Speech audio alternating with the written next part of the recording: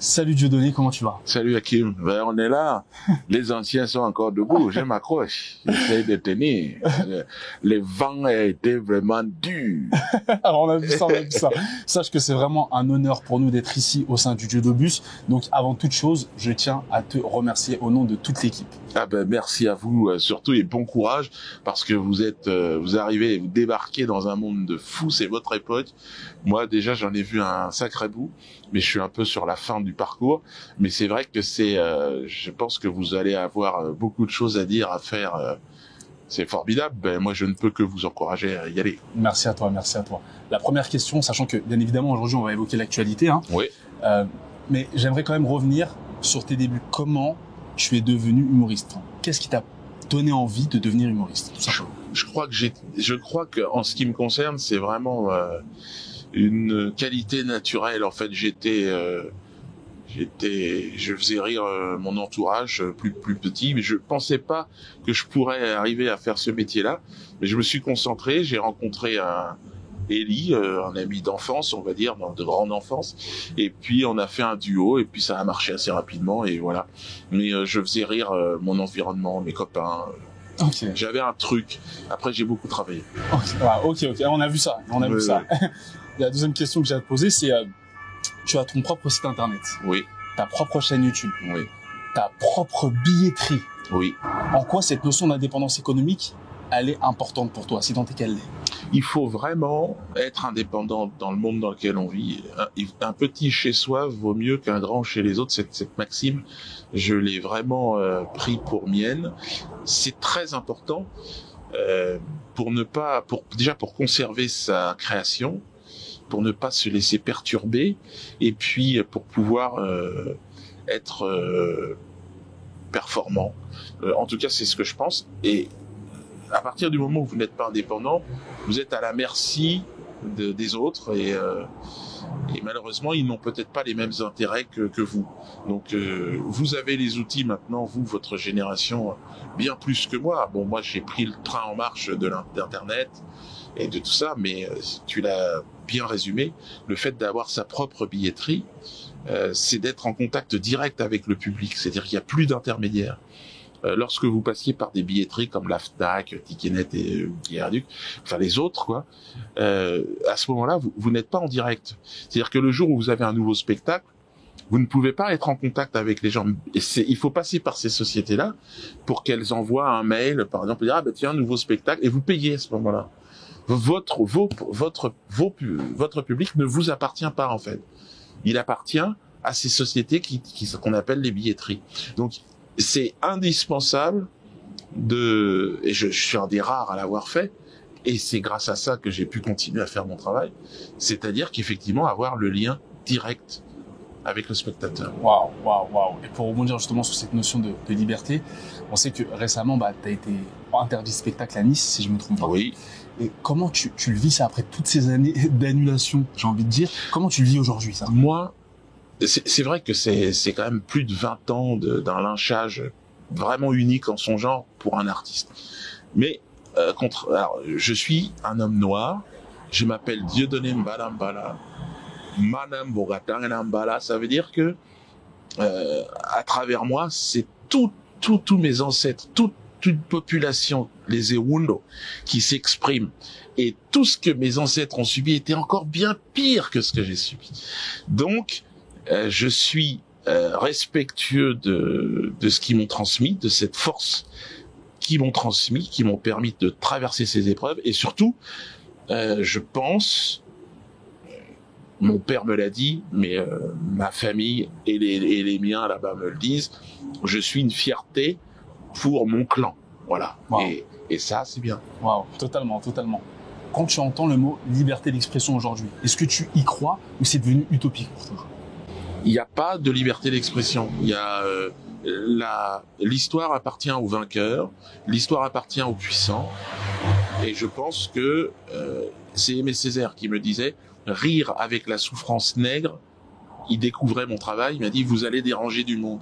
Donc il avait la vision, effectivement, à partir du moment où on se met à rire, à partir du moment où on se met à glisser des quenelles, qui est un signe d'émancipation du nègre marron en fait, et qui a été après récupéré par le monde blanc pour me salir. Mais la plupart des artistes qui faisaient des quenelles, c'était tous des noirs. Ils avaient bien compris le sens de tout ça. Et c'est resté, là, dans mon village, tout le monde glisse des quenelles dans tous les sens. Parce que c'est devenu aussi une marque d'émancipation d'une population qu'on ne peut plus manipuler comme avant. Et encore aujourd'hui, il existe des blancs qui continuent à dire c'est un salut nazi. Enfin, c'est toujours cette volonté de penser à notre place, cette arrogance insupportable. Lorsqu'on s'interroge sur un geste, on va voir celui qui l'a créé. Eh ben là non, ils n'ont pas besoin de mon avis. Ils vont dire c'est un salut nazi. Mais en quoi, moi, ma famille, les miens, quel rapport on a avec les nazis? Aucun. Et donc voilà, c'est toutes ces choses-là. Là, c'est un des sujets, si tu veux, qui aujourd'hui me préoccupe et qui me touche parce qu'encore aujourd'hui, malgré tous les efforts que j'ai pu faire, il y a des gens qui continuent à penser à ma place. Et on parle d'efforts. J'ai envie de rebondir aussi sur l'actualité avec Francis Lalanne. Dernièrement, tu t'es rendu à Auschwitz. Oui. Quelle était ta démarche? Est-ce que c'était une thérapie personnelle? Dis-nous tout. Non. Francis Lalanne me dit des personnes de la communauté juive ont été blessées par des sketchs, par des chansons, Choananas, des choses comme ça. Il me dit, tu dois, après avoir demandé le pardon, ce que j'ai fait dans un journal israélien, tu dois aussi montrer que tu prends conscience de leur souffrance. Donc, évidemment, je me suis déplacé là-bas pour voir, pour découvrir. Alors, j'y étais déjà allé, mais dans un autre cadre. Là, j'y suis allé avec des personnes de la communauté juive et j'ai observé avec beaucoup d'émotion, effectivement, le fait qu'ils soient bouleversés par cette histoire. Mais c'est vrai que pour un homme noir, débarbeler des cabanes en bois et un traitement inhumain, j'ai envie de dire, on connaît. C'est terrible. C'est terrible. Mais ce que disait Césaire, c'est, dans cet endroit, les Blancs ont compris toute l'inhumanité qu'ils avaient en eux. Et c'est vrai. Il y a une grande inhumanité dans cet endroit. Mais c'est une inhumanité de Blancs contre des Blancs. Et quand on est noir, c'est un peu comme un Blanc qui verrait le conflit des Tutsis et des Hutus. C'est-à-dire, c'est quelque chose, je me sens parfaitement étranger, moi, Dieudonné Mbala Mbala, à ce qui s'est passé là-bas. Mais la souffrance engendrée par le peuple, et notamment le peuple juif, particulièrement, effectivement, enfin, presque exclusivement d'ailleurs, victime de ce drame absolu, avec une vraie volonté d'en finir. Et ça, c'est quelque chose, effectivement, j'ai accompagné une personne donc de la communauté juive et je lui ai prêté mon bras à un certain moment pour que il pleurait, il avait besoin d'un soutien et j'étais là, quoi. Et pour revenir justement, tu as évoqué cette entrevue que tu as eue avec Israël Magazine. Oui. On l'a regardée et dans cette entrevue-là, j'ai vu que André Darmon interviewait un homme rempli d'espoir et de paix, en fait. Quand on regarde cette interview-là, en fait, j'observe un Dieudonné plein d'espoir, plein de paix. Nous sommes un peuple de paix. Les Africains, nous vivons en paix. Regarde toutes les grandes guerres. Moi, je suis de la forêt équatoriale au Cameroun et au Congo d'ailleurs. Notre famille, elle est là. On n'a pas connu de guerre pendant des millénaires. Donc, venir nous parler on n'a pas de leçon à recevoir en termes de paix. On sait vivre en paix. Je veux dire, les seules guerres qui arrivent, elles viennent systématiquement d'en haut. Et je regrette, moi j'étais à côté de Moammar Kadhafi lorsque l'OTAN bombardait la Libye. C'était un pays où la plupart des Africains, les subsahariens, allaient apprendre, allaient étudier. C'était un pays modèle pour nous tous. Et donc, c'est toujours gênant de voir ces leçons de morale occidentale données au peuple africain, qui est un peuple qui est très en avance dans tout un tas de domaines, et notamment dans la gestion de la paix, on n'a pas de leçons à recevoir des autres. Alors, je suis de plus en plus, effectivement, puisque je vais de plus en plus, je reviens comme un vieil éléphant dans sa forêt, et je reviens chez moi, et donc je parle de plus en plus de cette réalité. Je vois ma famille, les jeunes Camerounais aujourd'hui qui sont en train de... Le monde a complètement changé avec Internet, les réseaux sociaux. C'est un autre monde. Mon père ne reconnaîtrait pas le village, et les gens voyagent, et c'est formidable ce qui est en train de se passer. Et donc moi je suis voilà, maintenant c'est à moi de transmettre auprès des générations qui sont en dessous, puisque je suis en première ligne, mon père n'est plus là. Et donc c'est à moi d'emporter un petit peu la responsabilité et après ce sera aux générations de mes enfants, mais c'est formidable parce que je suis en première ligne et il y a énormément de choses à faire. Wow, magnifique. Une question ici, peut-être que tu t'en souviens, peut-être que tu t'en souviens pas. On va faire un petit saut dans le temps. Ta première proposition de contrat, ta première grosse proposition de contrat, à l'époque, tu étais avec Elysée Moon. Oui. Je sais pas si tu t'en souviens, du coup, comment ça s'est passé? Parce qu'on a eu des échos en off, nous, par rapport à cette première proposition de contrat. Est-ce que tu as tout de suite sauté sur l'occasion de justement être produit par les plus grands, ou comment ça s'est passé? Alors, il y a eu une rencontre, toujours pareil. Moi, je me suis rapproché de Pascal Légitimus, qui était un peu le modèle noir dans cet univers-là des comiques, et il a été d'ailleurs de très très bons conseils. C'est un grand frère, quoi. Et lui, il était produit, il était dans un groupe, il était vraiment pris en charge par un système. Moi, ça me parlait pas, j'avais pas envie de ça. Pas impressionné, parce que tu étais quand même relativement jeune à l'époque. J'étais très jeune, j'avais 20 et quelques années, quoi. On a commencé très tôt, mais je préférais être indépendant. Donc, je me suis tout de suite, j'ai monté une société de production, et je ne voulais pas, en fait. Il y a des gens, j'ai rencontré cet encadrement de production, et ils donnaient des conseils et ça ne m'allait pas. C'est-à-dire, tu vas faire ça, tu vas faire... Et je me disais, bon, il a certainement raison, j'ai aucune expérience. Mais il y a une chose qu'il ne sait pas, c'est pourquoi je suis là. Et tous ceux qui m'ont permis d'être là, et si j'ai accès à une tribune à un moment donné, je n'ai pas besoin de vous pour me dire ce que j'ai à dire. Je vais dire ce que j'ai à dire. Et ce que j'ai dit, c'est ce que je voulais dire. Voilà. Et aujourd'hui, ce que je veux dire, c'est qu'on est dans un monde qui se déchire. Là, il y a la guerre. Je pense que cette guerre, elle va s'étendre, moi. Elle va s'étendre et elle ne me concerne pas. Et donc je repartirai de toute façon en Afrique. Il est hors de question que je me batte ici. D'ailleurs, j'ai plus l'âge, mais que mes enfants non plus se battent, ça ne m'intéresse pas du tout. Et donc maintenant, je suis vraiment dans la transmission. Je veux dire, cette guerre qui arrive ne nous concerne pas. Cette nationalité française que nous avons, elle existe à partir du moment où on est d'accord avec ce que ça représente, mais on ne va pas redevenir les tirailleurs sénégalais, hors de question.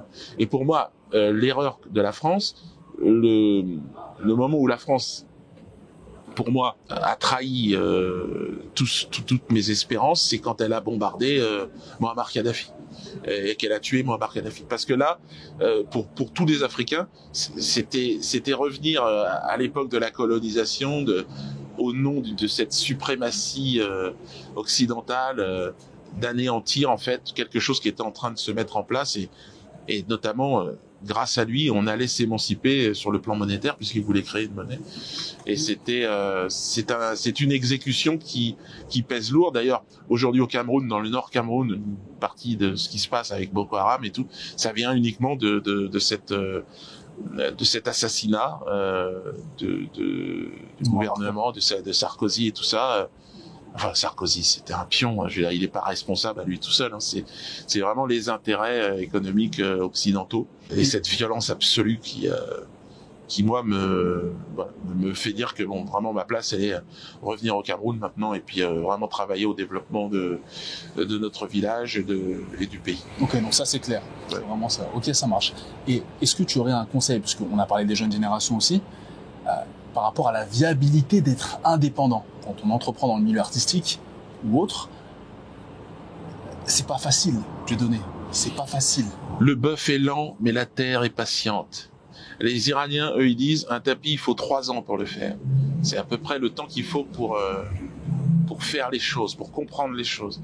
Il faut du temps. Et c'est vrai que quand on est jeune, on n'a pas le temps, on n'est pas patient. Et ça, c'est l'handicap de la jeunesse. Mais par contre, il y a des intérêts, c'est cette vivacité, cette capacité à surmonter la fatigue et d'être beaucoup plus performant. Mais je pense que si j'avais un conseil à donner aux jeunes, soyez patients déjà. Et puis faites les choses petit à petit, doucement, tranquillement. Soyez serein et aimez ce que vous faites. Alors évidemment, il y a l'ambition, vouloir avoir de l'argent, rouler dans des grosses voitures, tout ça, c'est le rêve, on le voit avec les rappeurs, avec les sportifs. Bon, ça, c'est normal, faut pas avoir honte de ça. Mais malheureusement, ça n'est que le résultat d'un travail. Ça, il faut travailler. Il faut travailler et travailler. Et je m'adresse surtout aux Français d'origine africaine comme moi. Il faut travailler 2 fois plus que les autres. Donc ça, c'est une réalité, c'est clair. Ça, c'est clair. Vous serez de toute façon jamais considérés comme des gens...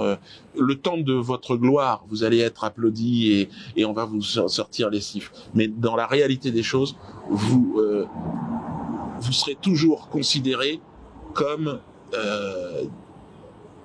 des gens qui n'ont pas la même conscience, pas le même niveau d'intelligence. Ça, c'est quelque chose qui... bon, à la limite, moi, personnellement, au Cameroun, je n'ai pas ce problème. Et ici, il y a un mépris, une arrogance qui est insupportable. On pense à votre place, on vous juge, on vous fait dire des choses que vous n'avez pas dites. Et puis, c'est quand même assez hallucinant de se faire traiter de raciste. Je veux dire, c'est vrai que pour pas quand on est noir et qu'on a une mère blanche, c'est quand même hallucinant. Et j'ai passé 20 ans à essayer d'expliquer, mais non, je suis pas raciste. Mais en fait, ce que vous dites n'a aucune valeur, en fait. On pense à votre place. Parce qu'on a toujours pensé à la place du noir. Ça a toujours été comme ça. Et ça ne changera pas. Et moi, alors, on va vous faire croire que ça change. On va vous faire croire qu'on est égaux. Allez, mais t'es super, on va rigoler. Alors, raconte-nous comment ça. Ils en ont rien de ta... Et c'est pas de la haine, c'est qu'ils sont dans leur business, ils sont dans leur truc, ils ont un système qui tient et dans lequel on ne compte pas, on ne pèse pas, on n'a pas de rôle. Il y a pas, contrairement aux États-Unis, il n'y a pas ici une organisation noire qui vous protège. Vous êtes seul, vous êtes lâché dans la nature. Donc, en venant au Cameroun, je sais qu'il n'y a pas de souci. Ouais. Mais ici, c'est la guerre. Pour revenir à ce que je disais, quand j'ai vu un homme de paix voyant l'espoir sur l'interview faite avec Israël Magazine, penses-tu ou crois-tu en une possible union des peuples en France entre les Juifs, les Arabes et les Noirs marchant main dans la main? Est-ce que tu y crois ou pas dans un avenir? Je crois qu'il y a des gens, en tout cas j'ai découvert des gens dans la communauté juive qui voulaient faire ça. Il y en a beaucoup, c'est dans cette communauté aussi qui ne veulent pas. Mais il y en a beaucoup qui veulent. Comme dans la communauté noire, comme dans la communauté musulmane. Et dans la communauté catholique française de souche. Je pense que c'est possible. Je pense que ça se fera, et s'il n'y avait pas d'espoir, mais je dirais que c'est en construction. Moi, j'approche la soixantaine, je le verrai pas. Mais peut-être qu'un jour, je pense que vous allez le voir. Ça change, ça bouge. Je voyais l'autre jour un copain, Francky Vincent, qui se faisait aussi traiter d'antisémite parce qu'il était venu dans mon bal des quenelles. Enfin, c'est incroyable de penser à sa place. Et ça, cette arrogance blanche, elle ne cessera pas. En tout cas, nous, notre génération, on se l'est pris en pleine. Et malheureusement, jusqu'au bout, quoi, il faut que Francky il retourne aux Antilles régulièrement. Il y a qu'au Cameroun où j'ai l'impression que je subis plus ça. Je subis plus. Voilà, on m'écoute et quand je parle, on m'écoute. On me dit pas non mais t'as voulu dire ça. C'est ça le véritable problème. C'est-à-dire on n'est pas entendu, on n'est pas écouté. Mais en même temps, on est sur une terre en toute objectivité qui est blanche au départ et chrétienne, c'est vrai. Après, il y a eu l'histoire de la colonisation, donc on est venu. Je dirais que Ça a été aussi une histoire de vol et de pillage. Donc beaucoup se disent, c'est bon, je vais récupérer ce qu'on m'a. Mais dans la réalité, ce qui serait bien, c'est que on puisse se développer parce qu'on a des matières premières, on a maintenant des compétences, et je veux dire, moi je suis pour inciter les jeunes à revenir et à travailler. C'est vrai qu'on a énormément de choses à faire, que c'est très compliqué, c'est très difficile. Oui, on va pas se mentir. Que c'est pas prêt, on n'est pas prêt. On va pas vendre du rêve non plus, c'est aussi. Non, on n'est pas prêt. On n'est pas prêt encore, mais c'est en train de changer. Mais on n'est pas prêt. C'est vrai. Ok. Salaire moyen, c'est 100 €. Je veux dire, qui préfère garder son RSA, et c'est clair qu'on n'est pas prêt. On a le franc CFA, mais on est en train de s'organiser, et il y a plein de jeunes gens là aujourd'hui, une génération qui Totalement, et c'est ça même sur les réseaux sociaux. Hein. Moi, pour le coup, je suis pas le seul média à faire ce genre d'entrevue ou même ce genre de rendez-vous en ligne. C'est formidable. Et il y a énormément de choses. On voit chez les plus jeunes, dans la diaspora, les gens se mobilisent, donc c'est excellent. J'aimerais revenir, pour terminer, pour le coup, parce qu'il va falloir enchaîner avec le spectacle. J'aimerais revenir justement sur La Cage aux Fous avec Francis Lalanne. Est-ce que tu peux nous en parler brièvement? Et surtout, de quoi est-il question dans ce spectacle? Et enfin, pourquoi Francis Lalanne? Il fallait un fou pour venir me retrouver. Et Francis Lalanne est fou. Et je comprends sa folie.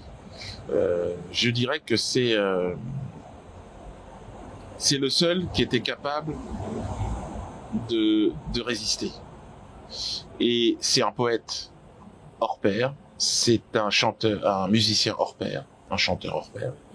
Et je pense que confronter mes personnages et mon univers à un autre comique, c'est bien, mais ça sera plus efficace avec une personne qui ne cherche pas à être drôle, mais qui juste est confrontée à mes personnages et à mon humour.